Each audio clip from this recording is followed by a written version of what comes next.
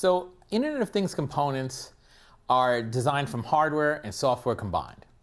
So you don't just have the software that you write, you just have the code. It's always wired to some kind of different hardware components to make something happen in the real world or to receive information from the real world.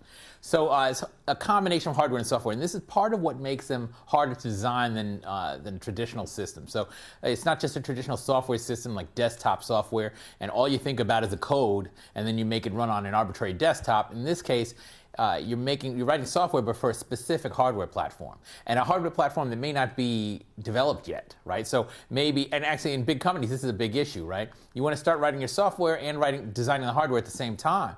But how do you write your software when you don't even know what the hardware is that's going to be running on? So there are lots of different techniques that people use to do that. In our case, it's a little bit simpler. We know that we're using an Arduino platform. And so, but we may not know the details of the circuit. But still, in the end, you have to design both sides, and they have to work together.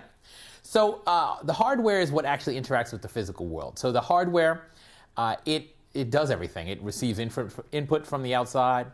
It actuates, so it does things in the outside world. So maybe it has a microphone that picks up sound. It has a speaker that outputs sound, something like that. So it's the hardware that's actually interacting with the outside world.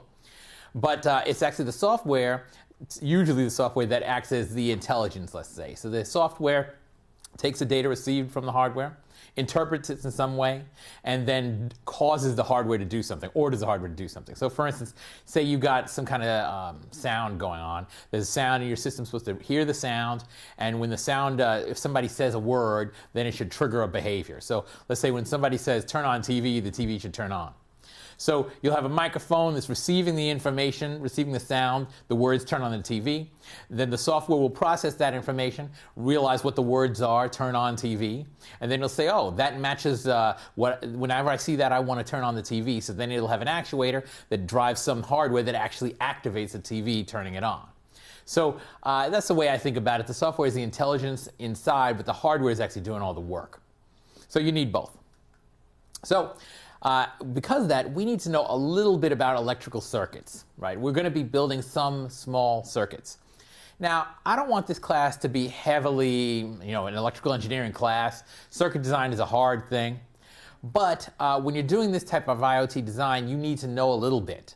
Not much, but a little bit. Most of this, in the class, we are focusing on software, but there is this hardware side, and we need to know a little bit. So we're going to talk about a little bit about electricity. And we'll start with some real basics. We're going to talk about current going through a circuit. And we're going to compare that to water going through some kind of a water pumping system. It's a very similar analogy. It's a common analogy for explaining electronics. So you see on the left side of the screen, you got electrical current flowing through a wire. So you got a battery over there. It's got a plus terminal, minus terminal, and current flows through that wire that connects the plus terminal to the minus terminal. It goes from the plus to the minus through the wire.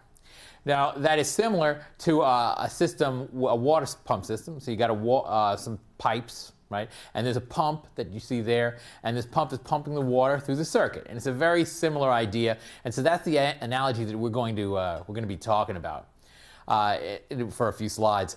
And note that in the electrical circuit, the battery is pushing the current, providing the power that it needs. And in the water system, the water pump is pushing the current through. But they are performing similar functions.